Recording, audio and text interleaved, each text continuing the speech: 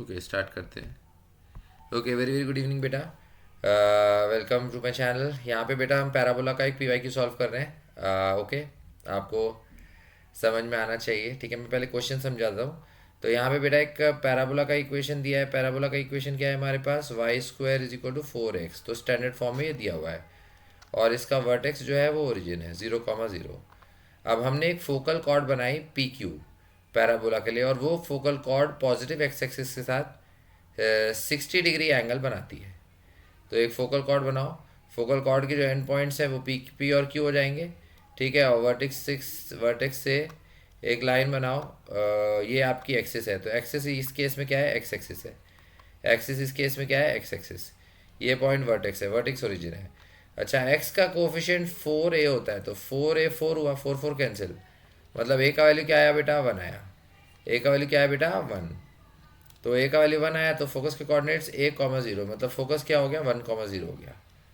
और ये जो कॉर्ड है ये 60 डिग्री एंगल बना रही है पॉजिटिव एक्स एक्सिस के साथ। Make an angle of 60 degree with the positive x axis, जहाँ पे p जो है वो फर्स्ट क्वाड्रेंट में लाई कर रहा है।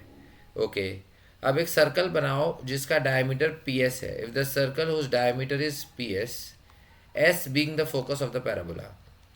तो एक सर्कल बनाओ जिसका डायमीटर क्या है बेटा? पी एस है। एक सर्कल बनाओ जिसका डायमीटर क्या है बेटा? P S. और इस तरह से हमने सर्कल बना दिया। एस जो है वो पैराबोला का फोकस है, तो फोकस के कोऑर्डिनेट्स क्या हो जाएंगे? 1,0। एस पैराबोला का फोकस है, तो फोकस के कोऑर्डिनेट्स हो जाएंगे 1,0। और ये जो हमने सर्कल बनाया है ये वाई एक्सिस को, वाई एक्सिस यहाँ पे इस तरह से, टेंजेंट एट वर्टेक्स जो है वो वाई एक्सिस है, और ये सर्कल वाई एक्सिस को 0, अल्फा पॉइंट पे टच कर रहा है। ठीक है, if the circle whose one diameter is P S, S being the focus of the parabola touches the Y axis at the point 0, alpha, तो 5 अल्फा स्क्वायर की value हमको बतानी है। ठीक है, तो सबसे पहले यहाँ पे हम इसके पैरामीट्रिक कोऑर्डिनेट्स लिख सकते हैं। तो पी पॉइंट के पैरामीट्रिक कोऑर्डिनेट्स क्या होंगे? 80 स्क्वायर, 280, जिसमें ए का वैल्यू 1 है। करेक्ट, 80 स्क्वायर, 280, जिसमें ए का वैल्यू क्या है बेटा? 1। तो ये क्या हो जाएगा? t², 2t। अब हम पी एस का स्लोप लिख सकते हैं 2 पॉइंट फॉर्म में। तो y2 - y1, 2t - 0, y2 - y1 upon x2 - x1। तो नीचे क्या आएगा? t² - 1। Correct, 2t - 0 upon t² - 1। तो ये क्या हो गया बेटा? tan ऑफ 60 डिग्री, क्योंकि ये 60 डिग्री एंगल बना रही, तो tan 60 डिग्री की वैल्यू क्या हो गई? √3। ओके, अब यहाँ से हम t निकाल सकते हैं क्रॉस मल्टीप्लाई करके, तो क्रॉस मल्टीप्लाई करो। √3 × t² और -1 × √3, तो -√3। अब बेटा टर्म्स को रीअरेंज करो। तो अगर आपने टर्म्स को रीअरेंज किया तो क्वाड्रेटिक इक्वेशन क्या मिलेगी? √3t²। 2t इधर आएगा तो -2t हो जाएगा, और -√3 = 0। अब -2t को हम क्या लिख सकते हैं? -3t + t, -3t + t -√3 = 0। तो पहले दो टर्म्स में हम क्या कॉमन लेंगे? √3t कॉमन लेंगे, तो t -√3 आएगा और +1। फिर यहाँ पे क्या है बेटा? t -√3। तो इसका मतलब √3t + 1। तो t की वैल्यू क्या क्या मिली? एक तो -1/√3 और एक √3। बट -1/√3 हम कैंसिल कर देंगे, √3 ले लेंगे, क्योंकि p पॉइंट फर्स्ट क्वाड्रेंट में है बेटा। p पॉइंट कहाँ पे है? फर्स्ट क्वाड्रेंट में। तो जो पॉइंट फर्स्ट क्वाड्रेंट का होता है उसमें t हमेशा क्या होता है? पॉजिटिव होता है। तो इसका मतलब t की जगह हम √3 पुट करेंगे। t की जगह क्या पुट करेंगे बेटा? हम √3।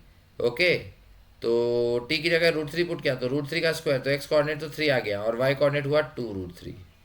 ओके, अब इस सर्कल का जो सेंटर होगा वो s और p का मिड पॉइंट होगा, तो उसको c बोला। इस सर्कल का जो सेंटर होगा वो s और p का क्या होगा? मिड पॉइंट होगा। p का x कोऑर्डिनेट क्या है? 3। फोकस का x कोऑर्डिनेट क्या है? 1। तो मिड पॉइंट फॉर्मूला लगाओ। 3 + 1 4, 4/2 तो 2 है, x1 + x2/2, 3 + 1 4, 4/2 2। और y कोऑर्डिनेट क्या है बेटा? 2√3, और इसका y कोऑर्डिनेट 0, 2√3 + 0 2√3 अपॉन 2, तो ये √3 हो गया। तो सेंटर 2, √3 है। अब बेटा जो सर्कल y एक्सिस को टच करता है उसके सेंटर का y कोऑर्डिनेट और ये पॉइंट का y कोऑर्डिनेट सेम होगा। ठीक है, इसका मतलब क्योंकि इस तरह से यहाँ पे रेक्टेंगल बन जाएगा ना। ठीक है, समझ में आ रहा है? ये आपका राइट एंगल हो गया, इधर से टच कर रहा है, तो इसका जो x कोऑर्डिनेट है वो तो रेडियस होगा। x कोऑर्डिनेट रेडियस होगा, ये परपेंडिकुलर है ही, ये परपेंडिकुलर है ही, तो ये रेक्टेंगल बन गया। इसका मतलब c का जो y कोऑर्डिनेट है वही इस पॉइंट का y कोऑर्डिनेट, तो इस पॉइंट का y कोऑर्डिनेट अल्फा है। राइट, तो इसका मतलब अल्फा क्या हुआ, सी के वाई कोऑर्डिनेट के इक्वल। सी का वाई कोऑर्डिनेट क्या है, √3।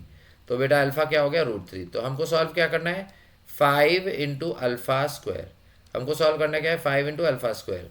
अल्फा की वैल्यू √3 है, तो √3 का हम क्या करेंगे, स्क्वायर। तो 5 इंटू 3 मतलब फाइनल आंसर क्या आ गया बेटा, 15। ओके, तो ये इंटीजर टाइप सवाल था। आई होप आपको समझ में आया होगा। थैंक यू बेटा, थैंक यू फॉर वॉचिंग।